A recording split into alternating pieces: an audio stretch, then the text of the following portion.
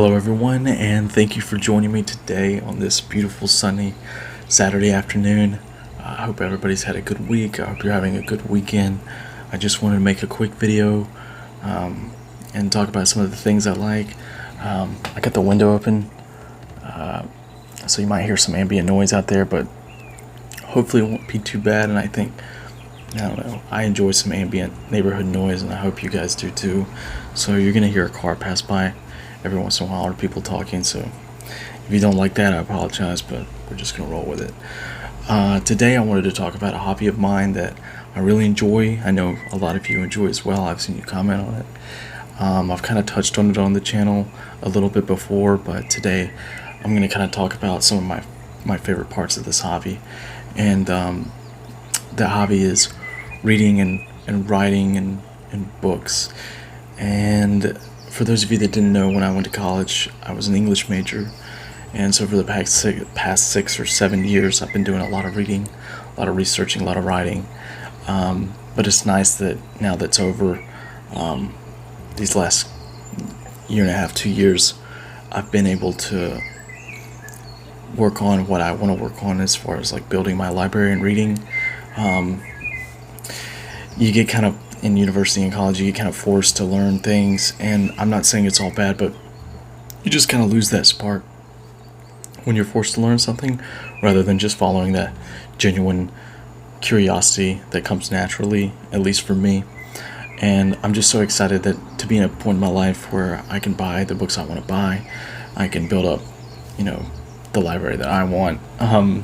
You want every book in the world kind of when you like reading, but it's unrealistic, so you kind of want to have a library that reflects you, I guess is the word I'm describing, but you want your bookshelf to be like, this is me and the aspects of my personality and who I am. So it's fun, rifling through bookstores and being like, does this, will knowing what's in this book compliment me, and will what's in it make me a better person? I love, having that dialogue with myself when I'm picking out books. But anyway, I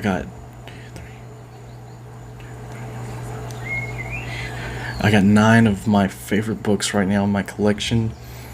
I have a lot more, and there's some really good ones that I haven't picked out, but I just picked these out because, I don't know, something speaks to me, and there's kind of a little bit of a reason behind each of them, and I think you guys will enjoy them as well. Most of them are easy to read or about things that I think that the average person would really enjoy, and especially the ASMR community, I feel like is a very intrinsic and artistic one, so I feel like y'all would enjoy this too, is kind of what I'm getting at. So yeah, we'll just drop on in. I'll talk about the first one.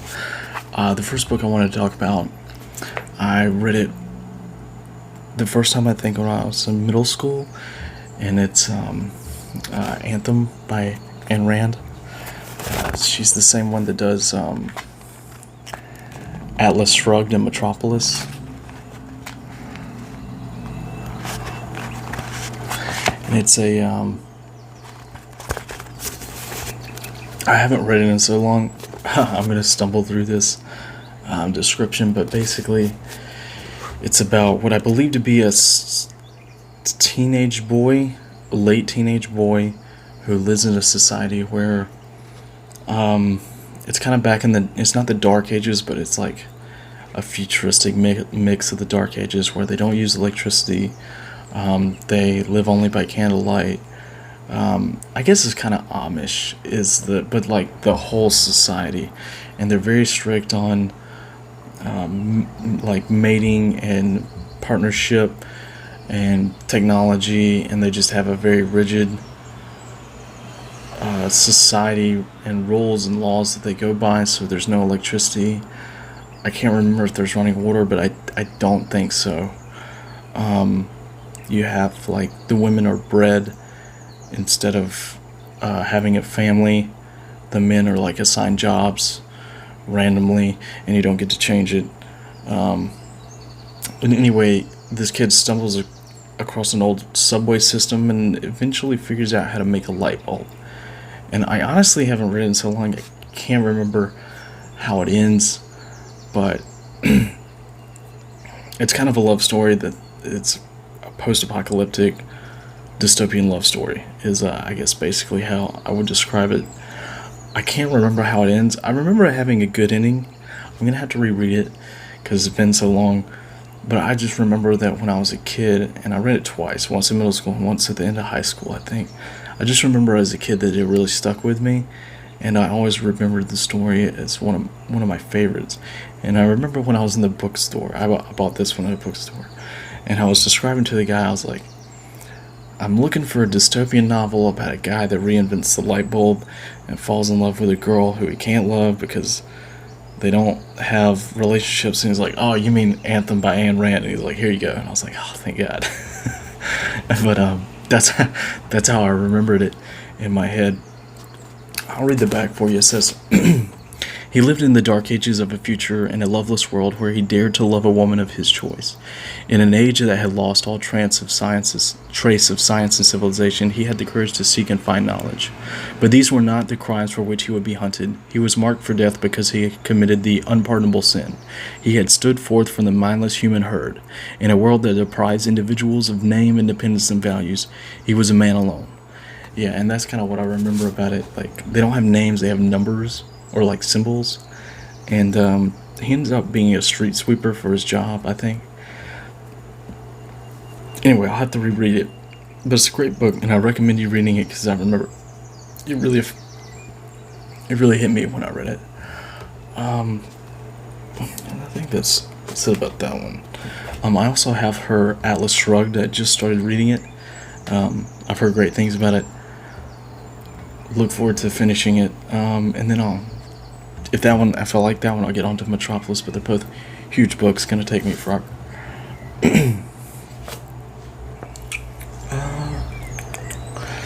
Let's see, next one.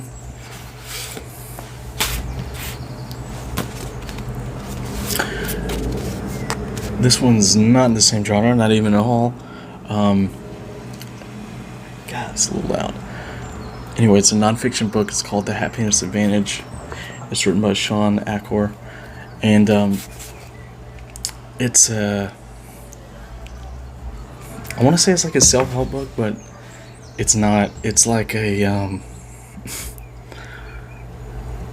I'll just read you like the description. It says, "How a positive brain fuels success in work and life." It says, in the book that inspired one of the most popular TED Talks of all times, New York Times best-selling author Sean Acor reveals how rewiring our brain for happiness helps us achieve more in our careers, our relationships, and as students, leaders, and parents. Conventional wisdom holds that once we succeed, we'll be happy. That once we get that great job, win that next promotion, lose those 5 pounds, happiness will follow. But the science reveals this formula to be backward.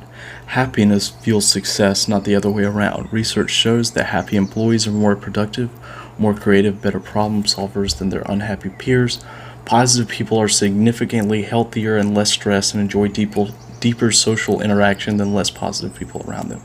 Drawing on his original research, including one of the largest studies of happiness ever conducted, and work in boardrooms and classrooms across 42 countries, Acor shows us how to rewire our brains for positivity and optimism to reap the happiness advantage in our lives, our careers, and even our health.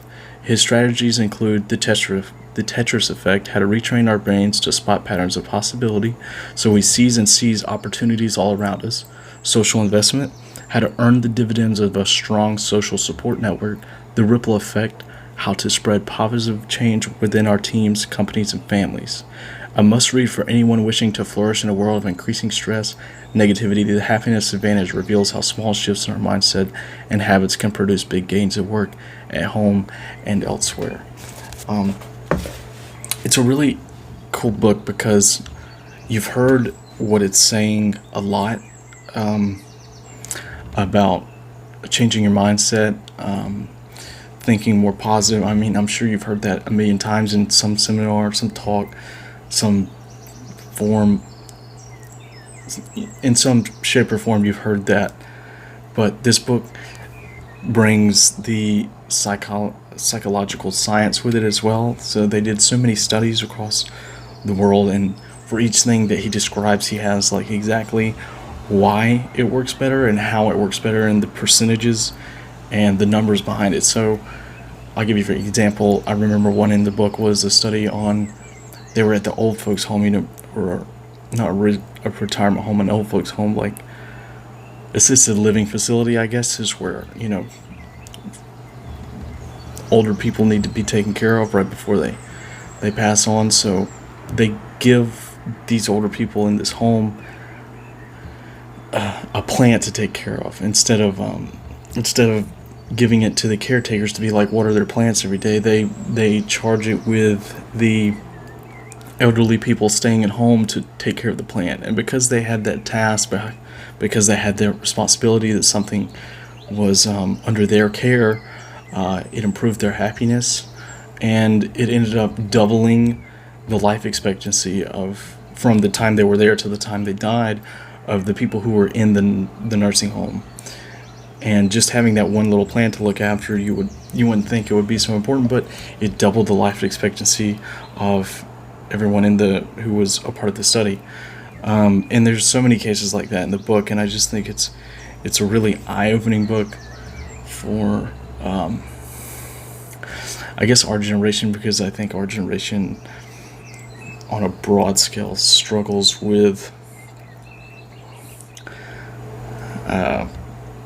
debt, depression, seeing opportunities, and that's just me speaking personally, but I can definitely tell you it feels like an overall trend. And I think people my age, I'm 24, people around my age and young adults everywhere could gain something from reading that book.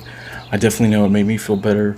It kind of changed how I looked at things. I read it a couple months ago, and I already have changed some of the things that I'm doing in my life, and it's definitely made a positive impact on me. So I hope you'll do the same and give it a read. It's really good.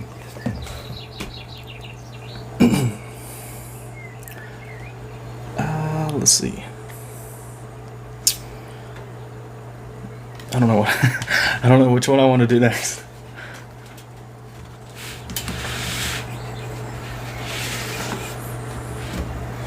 Okay. So this next one, also a, so to speak, self-help book. It's called Discipline Equals Freedom, a field manual by Joko Willenick. And I don't remember a lot about him, but I know he's a Navy SEAL. He's fairly popular, even without the book. But anyway, he writes this book on discipline and how discipline in your life can give you more time and more flexibility than you would think. People think free time comes from being given free time. Free time comes from making free time, and it's more geared towards athletes, and I think men, it's definitely like more of a man book, but women would get the same from it. They have most modern women live similar lives to modern men, and they have a routine and daily schedules, and they have responsibilities. It's a new world now, so everybody kind of is in the same boat as far as that aspect goes. But he just comes from it from like a soldier athlete standpoint, and that's how he describes it, and how he like doing the little things like making your bed, make sure your room is clean when you go to sleep. It opens time up for you tomorrow, so you're kind of living for yourself tomorrow. You're kind of building something small for yourself tomorrow, and you're giving yourself, by sacrificing free time today, you give yourself free time tomorrow, and you get in those routines and you get better at it, and you're able to cut seconds out of minutes and cut hours out of days, and you just make time for yourself by I guess, for a better word, being tough on yourself.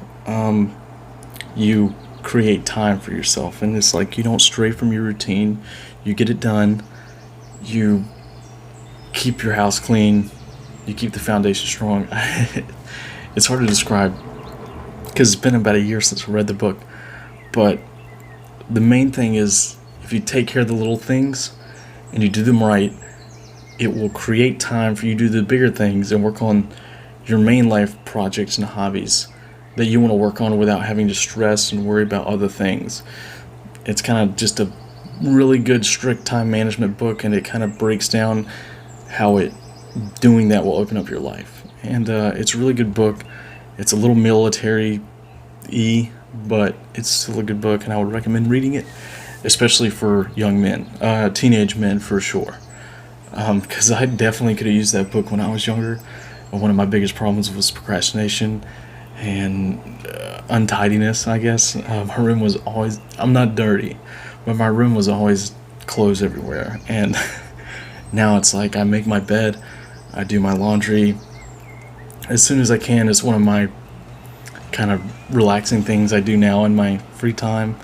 And it kind of opens your eyes to that. I was already doing that before I read the book, but it would really kick somebody into gear who hasn't read it and doesn't have that mindset yet. It kind of shows you the benefits of that.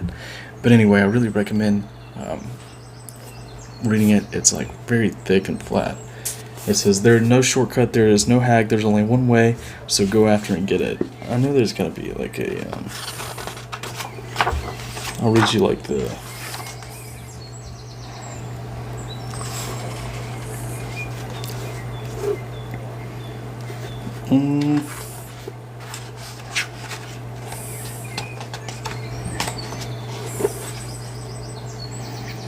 Okay, so I'll read you the opening page. You can kind of get a gist of it. It says, "People look for the shortcut, the hack. And if you come here looking for that, you won't find it. The shortcut is a lie. The hack doesn't get you there. And if you want to take the easy road, it won't take you to where you want to be. Stronger, smarter, faster, healthier, better, free. To reach goals and overcome obstacles and become the best version of you possible will not happen by itself. It will not happen by cutting corners, taking shortcuts, or looking the easy way. There is no easy way. There is only hard work, late nights, early mornings, practice, rehearsal, repetition, study, sweat, blood, toil, frustration, and discipline. Discipline. There must be discipline. Discipline, the root of all good qualities, the driver of daily execution, the core principle that overcomes laziness and lethargy and excuses. Discipline defeats the infinite excuse that say, not today, not now, I need a rest, I will do it tomorrow. What's the hack? How do we become stronger, smarter, faster, healthier? How do we become better? How do we achieve true freedom? There is only one way, the way of discipline." And the whole book is just like that, so it's like real drill sergeant in your face, but it's true and it's good. But yeah, I just want to read that to kind of give you a gist of what it's like. Let's see. I guess next we'll do one of my favorites.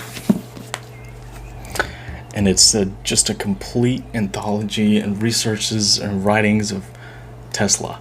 I did a huge research project on Tesla when I was in college, and honestly, he's one of the most amazing men who's ever lived, and I think a lot of people would agree with that. But it's like, it's got pictures of his early inventions, and it just talks about his life and what he was trying to do. I love that it's so huge, and it's just one of those books you just see in one of those old libraries. In the back, it has one of his quotes, and he says, "Each day we go to our work in the hope of discovering." And he's just a cool guy, and I just started reading this one. I've read a lot of what's in the book. I'd say I've probably already read about 40% of the book in other books, but I got this one because it's just the huge condensed version, and it makes it easy to read, and it's a collector's edition, and it just looks dope. I just love it. It's got the Tesla coils and everything. Definitely one of the most influential people, inventors of all time, probably the greatest inventor of all time.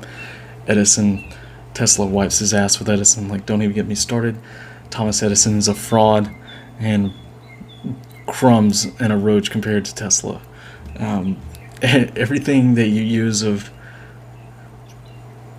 Edison's was probably already made by Tesla, and half of the stuff Edison did was probably done by one of his assistants. all the electricity in your house, everything, the one that's charging this phone right now, is all done by Tesla. And that's just the start of it. He's invented so many things that you use throughout your daily life. He's the father of the modern electric motor. He's the alternating current system. There's the radio. He doesn't get credit for the radio, but he invented the radio, which this book describes. I'm sure because I read it. I did a research on it for another one. But I just highly recommend you read up on him. He's just one of those people where it's just nice to know. And I know you see Elon Musk and the Tesla brand, but it's nice to kind of know the history behind the name and what it stands for and where it comes from, and just how cool of a dude he was. And unfortunately, he died broken alone, but that's the price of true innovation. Alright, so let's see. I'm having trouble figuring out which one I want to, the order on which I want to talk about them. Okay, I'll go.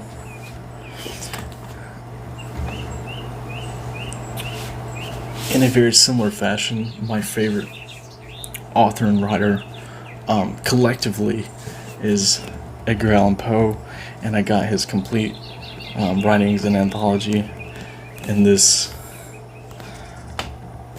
badass book. Just like it's a collector's edition, just like the Tesla one. I got them both at Barnes & Noble, and it's just massive. It just looks like such a good book.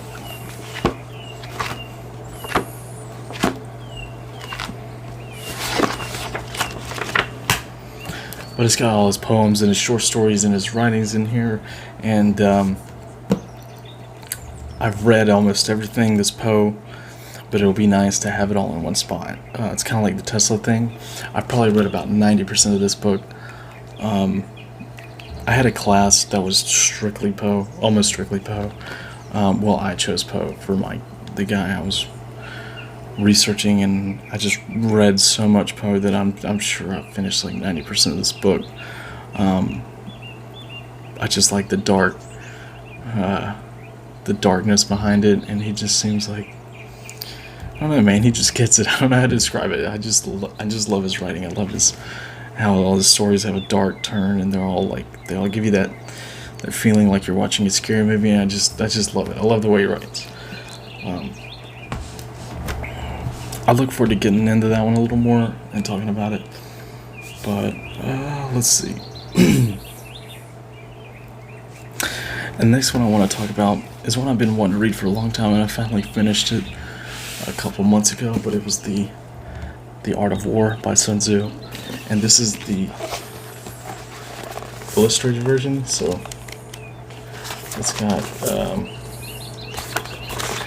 got pictures of old wars, and let's see if I can find it. It's got illustrations of battle movements.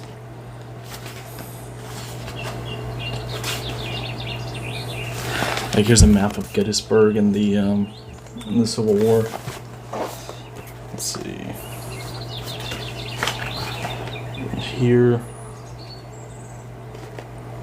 And here's the battle formations of Napoleon's army. Like, it's just really cool, and they add a lot to it. Like the Sun Tzu part is great.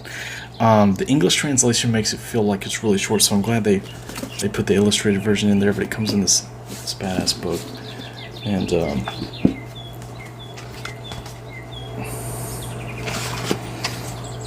it's really easy to read. It's a lot shorter than you think. It's not very long at all, but it's just one of those ones where, as an English major, you just got to read The Art of War. It's just one of those classic. It's just one of those classic works that you got to read. Kind of like, you got to do your bit of Shakespeare, you got to do your bit of Poe, you got to do, it's just one of those you got to read. And I'm glad I finally have a copy of it and had the chance to read it. Another one, going to be a crowd favorite. A lot of you probably already read, but it's 1984, George Orwell. I reread this one about 6 to 7 months ago, and I forgot what a classic it was, and it's so good. Um, Mostly because we're headed right into it. George Orwell would shit in his pants and roll over in his grave if he knew the amount of mass surveillance and I guess personal information that people blindly and willingly give up. Um,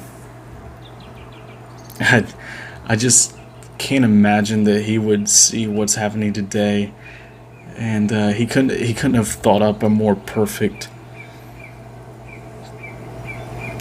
I want to say the word I'm looking for is escaping me, but he just wrote the blueprint for authoritative governments to take over and how they would take over, and you can just see all the pieces fall into place. You can see intelligence agencies doing the same thing, probably much worse than what George Orwell anticipated. We just are unaware of it currently, but I'm sure one day that it will be along the lines of 1984. And if you're unfamiliar with 1984, they basically live in a hyper authoritative communist state. It's really more it's like a big healthy mix of both the left and the right, and it's got the war part of the right. If you're familiar with American politics, it's got the war version of the right and the social versions of the left, and it kind of combines them into like the worst possible scenario. You're surveyed all the time. The country is constantly at war. All your money and efforts go to supporting the war, but really it's supporting the inner party and most of the upper class of politicians that have taken control and remain in power and their families. All of the efforts and the material go to supporting them and the front lines, and any thoughts or actions against the party will get you tortured or killed. And they just kind of, in the book, they just kind of disappear, and later you realize that they're being murdered. It's a really good book. I don't want to give it away at the ending because it's just one of those ones you got to know for yourself. It's so good. I'll read the back for you. The year's 1984. The year 1984 has come and gone, but George Orwell's prophetic, nightmarish vision in 1949 of the world we were becoming is timelier than ever. 1984 is still the great modern classic of negative utopia, a startling, original, and haunting novel that creates an imaginary world that is completely convincing from the first sentence to the last four. No one can deny the novel's hold on the imaginations of whole generations or the power of its dominations, a power that seems to grow, not lessen, with the passage of time. And the funny part is I imagine that there are many governments who use the fear and the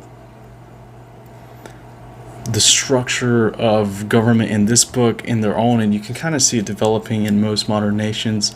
It hasn't gotten too bad yet. I mean, it's bad, but it hasn't gotten to this level yet. But we're headed there, so whether you like it or not, it's coming. Getting on that note is my favorite book, and my favorite dystopian novel, or utopian, however you want to see it, is The Giver by Lewis Lowry. It's one of my favorite books. I think they did a really good job on the movie, by the way. Only they messed up the ending just a little bit, but for the most part, I think they kept it pretty true to their word. The way I'm going to just read you the back, because this one is really hard to describe if you haven't read it. If you have, you know what I mean. Life in the community where Jonas lives is idyllic. Designated birth mothers produce new children who are assigned to appropriate family units. One male, one female to each. Citizens are assigned their partners and their jobs. No one thinks to ask questions. Everybody obeys. The community is a precisely choreographed world without conflict, inequity, divorce, unemployment, injustice, or choice. Everyone is the same, except Jonas. At the ceremony of 12, the community's 12-year-olds eagerly accept their predetermined life assignments. But Jonas is chosen for something special. He begins instructions in his life work with a mysterious old man known as only as the giver. Gradually, Jonas learns that power lies in feelings, but when his own power is put to the test, when he must try to save someone he loves, he may not be ready. Is it too soon or too late? So they do a pretty good job of explaining there, but there's the little details in The Giver that I think makes it different than the other books. The basic premise of the book is everybody lives in that really structured society. There's one man within the society. There might be several societies. I can't remember how it goes. There might be more than one giver in other nation states of that society, but anyway, within a given area, there's one man who holds all the memories, all the feelings, all the emotions of the past, and he has to give it to another person before he passes on, or the memories go back to the people and they fall into chaos because they can't deal with the emotions all at once. And they can't see color, they don't understand pain, they don't know war, they don't know death, they don't understand anything, and it's just like, to me, this is like the authoritative left version of dystopia, where everything is nulled over and gray and placid and boring and bland, and it kind of mirrors the right side of the 1984, where everything is war and surveillance and the boot in your face kind of deal. This one's like all your identity and emotions and feelings are stripped. I just think it's kind of like both the books are good, like flip to the political spectrum as far as dystopian novels go, and I really recommend reading both of them within like a close period of time to each other, so you can kind of feel that difference. But it's probably my favorite book. I read it when I first read it in middle school, read it again in high school, and I just reread it again about a year ago, and I watched the movie. It's definitely one of my one of the best books I've read. It probably is my favorite. I'll say it's my favorite. And the last one I want to recommend is Into the Wild. It's a really popular book. They made a movie about it. I don't know if you read it. I think it's called Into the Wild or Alexander Supertramp or something like that. Anyway, this young kid,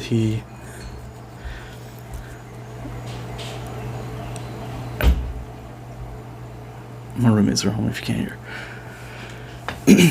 Anyway, he drops out of college and he gives his life savings to charity, and he ends up traveling the world, and 4 months later he ends up in a bus in Alaska. And this one I'm going to kind of ruin the punchline for, because I want to read his last statements, but he ends up dying in the bus of starvation, or they weren't really sure, but I'm kind of impressed that his last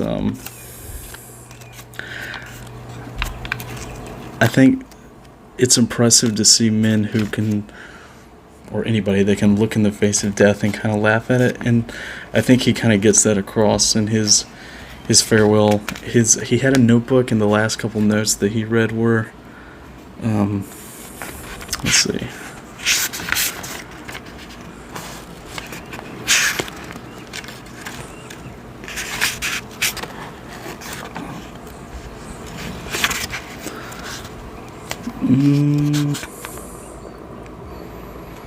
Anyway, one of the quotes was, "Happiness is only real when shared," and his last message was, "I've had a happy life. Thank the Lord. Goodbye, and God bless all." And I just like that. Even though this guy's turned into an emaciated skeleton, he's 150% knows that he's going to die. He's able to get off one last, I love you guys, and I'll see you on the other side. God, my camera looks so weird all of a sudden. I feel like the resolution just went back like a lot. I feel like I'm in the 90s. Anyway, but that's all the books I had to share for you guys. Since my roommates are back, I'm going to go ahead and end the video because it's going to be too loud here in a second. But for conversational pieces, and just because I'm curious of what you guys read, send me in the comments, some of the books you recommend me reading, some of the books you like, or some you want to talk about. I'm more than happy to talk about other books on the channel. I'll read them and talk about them. I really like, getting into what other people like, and I'm just curious as to what you guys like reading and what you guys think. So that'll be it for today. I hope you guys have a wonderful day. I hope you enjoy the video, and I will see you very soon.